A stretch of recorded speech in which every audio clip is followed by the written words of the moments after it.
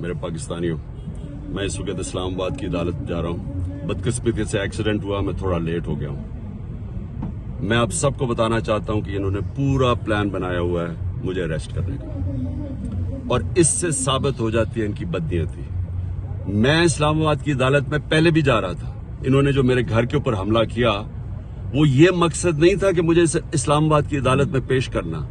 मकसद ये था कि मुझे जेल में डालना। जेल में क्यों डालना?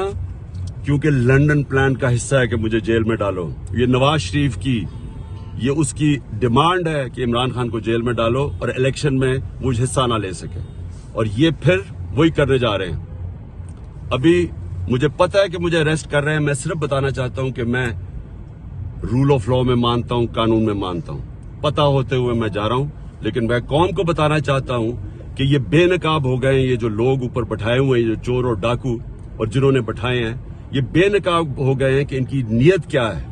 नीयत कभी इस मुल्क में कानून नहीं थी। इसमें जंगल का कानून नाफिज किया हुआ है इन्होंने।